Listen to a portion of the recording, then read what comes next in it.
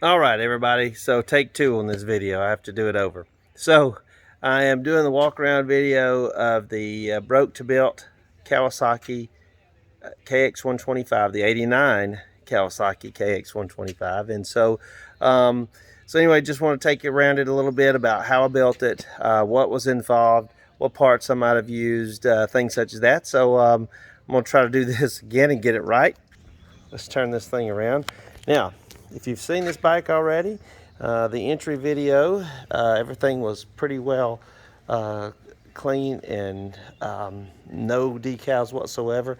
I've since turned this into the Jeff Emig inspired or replica. It's not really a replica because there's not too many pictures of his bike in '89 to go on, and his front fender decal, that factory bear decal, is obsolete. There's none in the universe. So I had to do a little, use a little imagination of what I thought he may have on there, and just go from there. So this is going to be my 1989 Jeff Emig inspired KX125. Now we'll just start from the engine and go out. This is of course, the engine that was on the bike when I bought it. There's a few things different. So, of course, broke it completely apart, split the cases, and went to work immediately. I sent the cases over to Tom Morgan, and we resurfaced the cases themselves. Had to fix the drain bolt area where it was stripped, and let's see, what else we do. Oh, we had to rebuild the sprocket cover tower. So Tom Morgan does a fantastic job on that. If you ever need some engine case work done, he's your guy, as long as you've got a little time to wait on it, because lots of people use Tom Morgan, and there's a good reason why. He's the best there is. These covers, look at these things. They look like brand new, and they're not. This is not the one that came on it, because this one's in better shape. It was just that I did a lot of cleaning on it, and same way with that one. And that is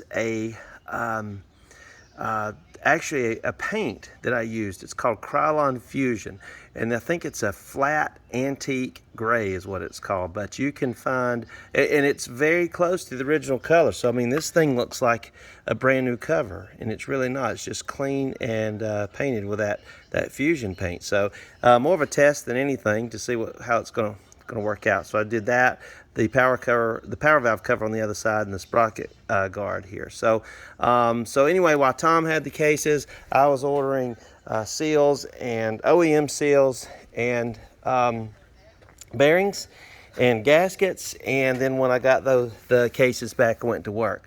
So meanwhile, I sent the cylinder over to Millennium Technologies, which I always do.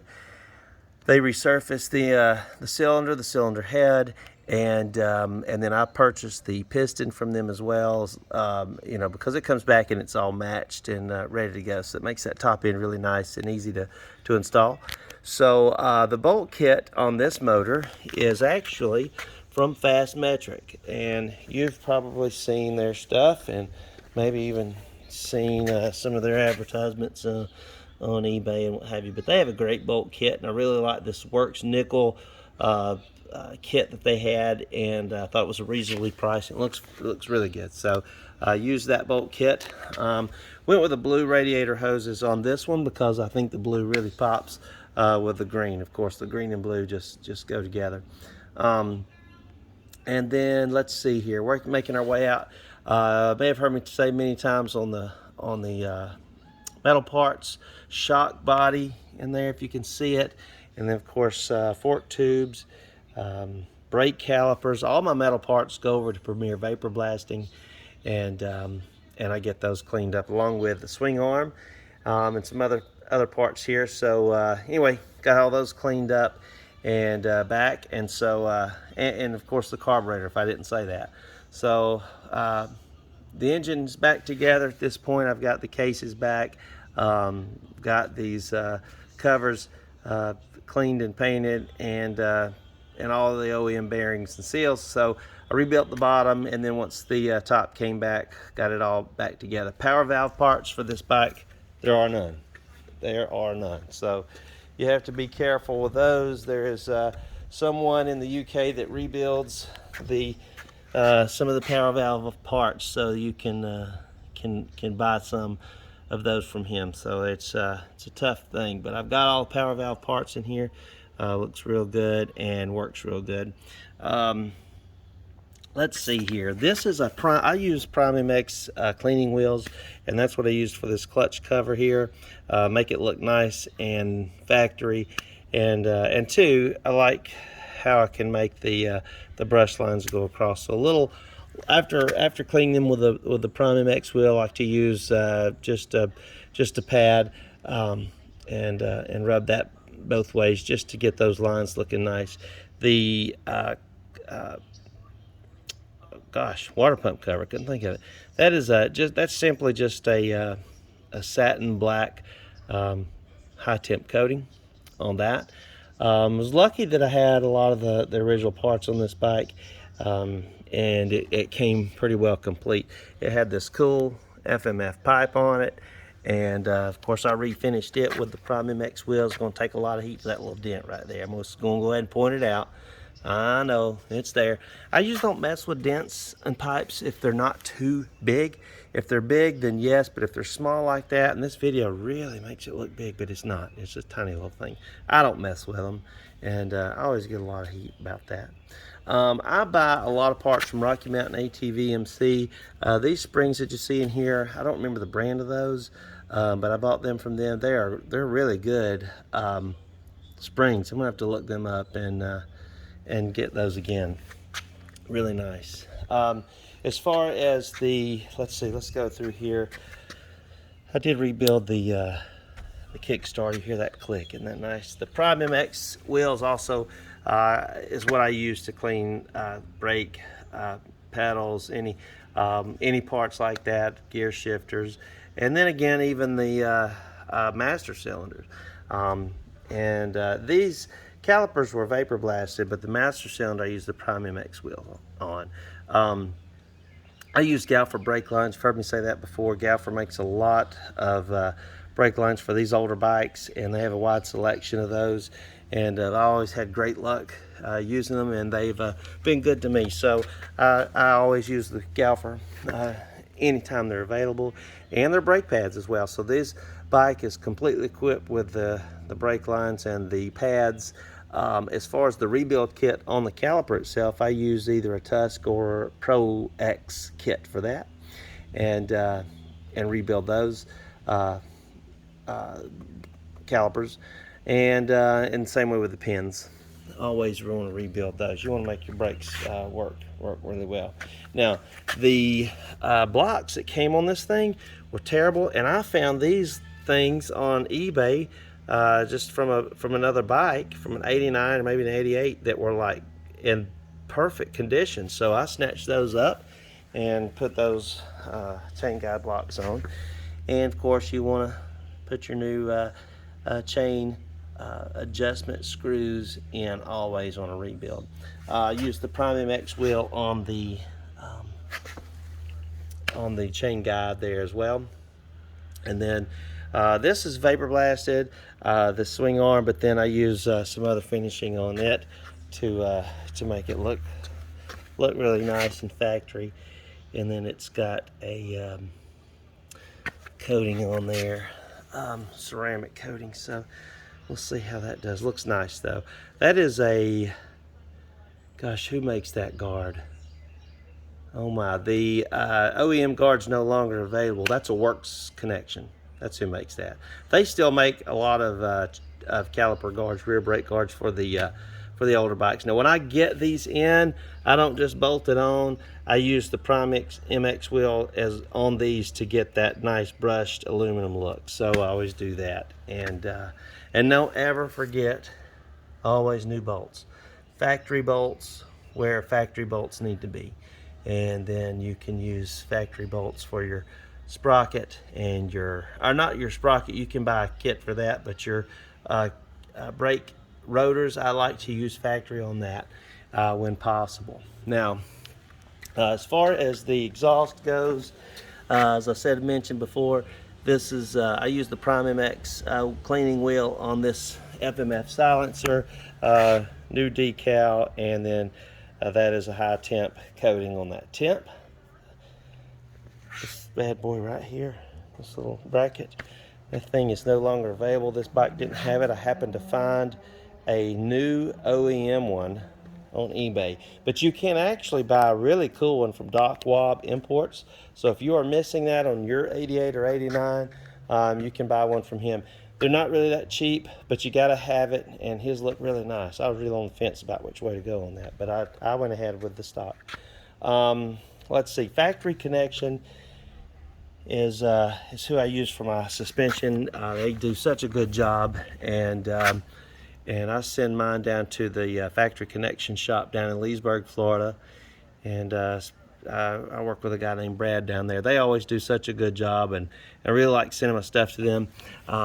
The powder coater I use, I always send the frame and the spring at the same time, and this is actually Kawasaki Green. That's the actual name of the powder coat. I use a guy here in Georgia for those parts, and then for Cerakoting, I like to use State Line in Ohio. So you know, some kind of different things here, but that is actually Kawasaki Green. Same thing on the shock spring there, if you can see it. So it's just matched to the frame. Of course, the shock body and the fork tubes there will go over to Premier Vapor Blasting here in Georgia, and then I send all that over to Factory Connection. Really good job. The wheels, so I break these wheels down, just take all the old spokes off, and then they get I almost always, when available, use OEM bearings. Expensive, yes, but they're just, for me, that's the way to go. So OEM bearings and seals for the wheels, and then I have the hubs here powder coated. This time I went with a silver to pretty much mimic the aluminum color that these are originally. And then of course I send the hubs and the bearings over to W wheel, and then boom, back comes this perfect wheel. I love using them. They just do a great job. And same way on the rear. I did, by the way, have to replace the brake rotors, the front and the back, and I found I actually found a I've actually bought from this same company before, but they have a basically a replica rotor kit, so bought those. On the tires, I of course went with the Dunlop. This is the MX33. It's a good balanced tire for just about any terrain, a soft intermediate terrain. So good set of Dunlops are always going to show up on my builds. As always, we've got the front brake caliper here rebuilt with the Galfer pads. Let's see, let's go with the plastics. These are UFO brand plastics. UFO makes a great replica plastic kit. You can't go wrong with them, and so if you're ever on the fence about it, don't be. They make a great kit. Really nice kit. They also make this mud guard, and makes a nice replacement mud guard for, you know, not a lot of money. There is a company that I have used more than one time, EVO MX in the UK, for graphics such as replica graphics for your shrouds or tank, even seat covers. There's also a person who sells these on eBay. I don't know if it's the same guy or not, but I've bought from him a couple of times. I chose the eBay replica graphic kit for this KX because it's literally just this one shroud and the tank graphic. And so and I got it, and I was very, very pleased with it. I wasn't real sure if I was going to like it or not. I'm 100% pleased with it. Of course, the tank gets the sanding, buffing process that I do. It takes a long time, but the finished product's always so nice. So turned out really good. I actually sent the airbox to Premier Vapor Blasting to be cleaned up. So this airbox has been actually cleaned by Premier Vapor Blasting as well. Of course, the new seat cover, that was a little bit of a bear to get on, and I really don't know why. I don't know if it was that little hump in it there and then moving up here. I don't really know. And just getting that to lay down, but finally did. Let's see here. The bars, these are Renthal bars with the blue Renthal pad. That is to replicate the Jeff Emig era 89 KX125. This is a pretty standard clutch perch for me. This is the Pro Taper adjustable clutch perch from Rocky Mountain ATV. That thing is only about $26, $28. It's a really good clutch perch for not a lot of money. So I almost always use those. Of course, that's the that is the factory master cylinder that was on it. Of course, rebuild the throttle, and this rubber cover is actually still an available part. So if it's available, I'm going to get it. And I did, so that looks nice. I use the ODI grips just about every single time.